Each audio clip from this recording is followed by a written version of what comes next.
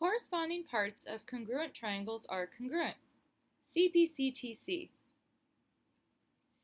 The definition of congruent triangles is regularly expressed in the following way. Corresponding parts of congruent triangles are congruent, or simply CPCTC. In the reasons column in two-column proofs, the definition of congruent triangles can be stated in three ways. Here are examples of the three ways. So we have triangle ABC is congruent to triangle PQR, which is given. Line segment AB is congruent with line segment PQ because that's the definition of congruent triangles. Angle ABC is congruent to angle PQR because corresponding angles of congruent triangles are congruent. And we also have line segment AC is congruent to line segment PR because CPCTC. If two or more triangles are congruent by one of the congruence postulates or theorems, SSS, SAS, ASA, AAS, or HL, then all of their corresponding parts are also congruent. In a proof, you may be asked to prove a pair of angles or sides congruent. To complete the proof, you may need to prove two triangles congruent first, and then conclude the angles or sides in questions are congruent by CPCTC.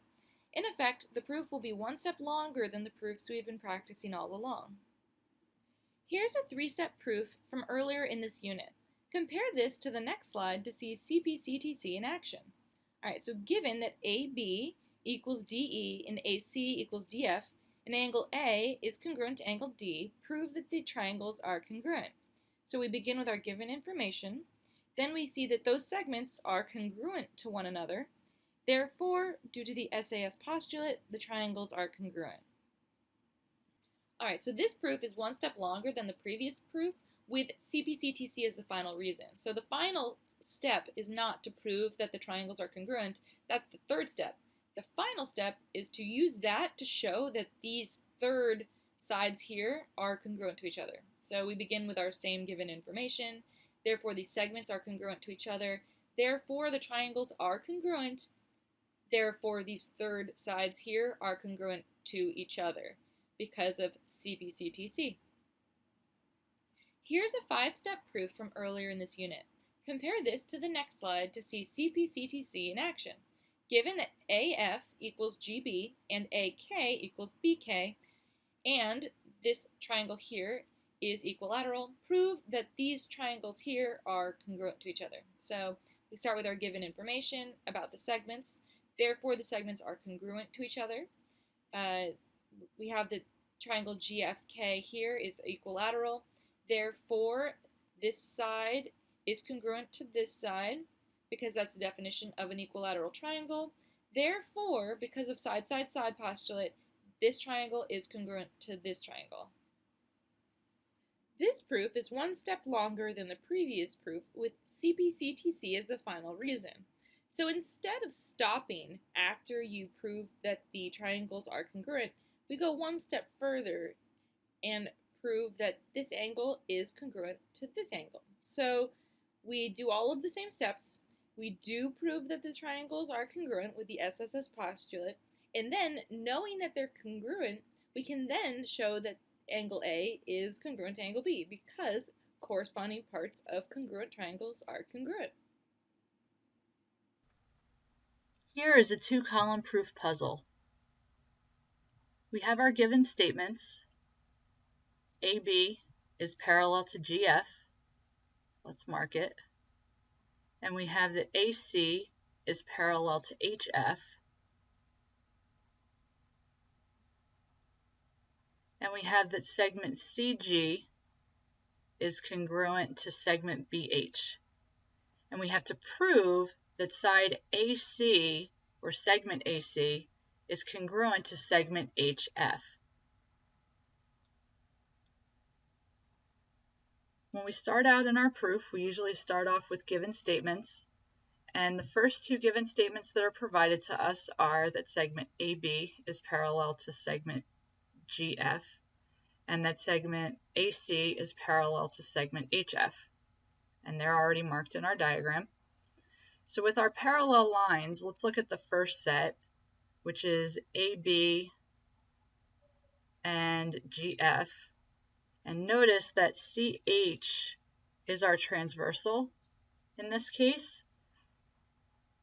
And with these two parallel lines in our transversal, we have that a pair of alternate interior angles are congruent.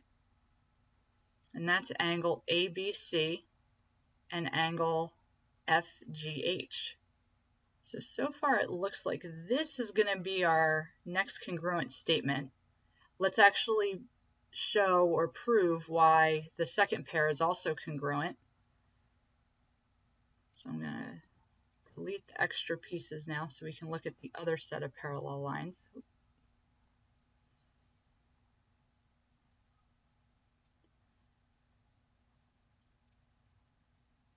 So if we look at the other set of parallel lines,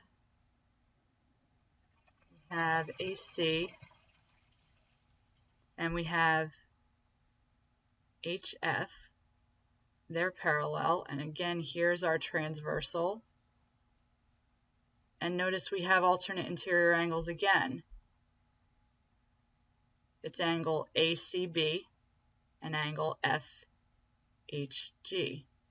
So that does confirm this, and the reason for both sets of angles being congruent is the fact that they are alternate interior angles and we have parallel lines.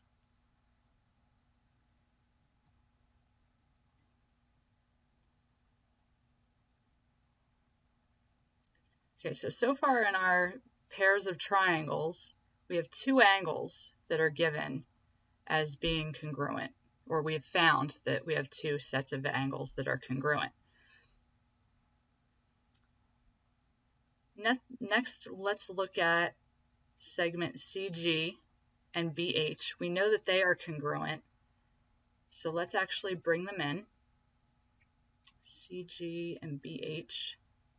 And again, that's because they're given to us. And if we look at the relationship between them and what's given in our triangles, meaning how they overlap, we can see that segment GB is shared by both of these. And we know that by the common segments theorem, if I take two smaller segments that are congruent and they share another common section of the same segment, then I can say that the bigger segments, CB and HG, are also congruent to one another, again by the common segments theorem.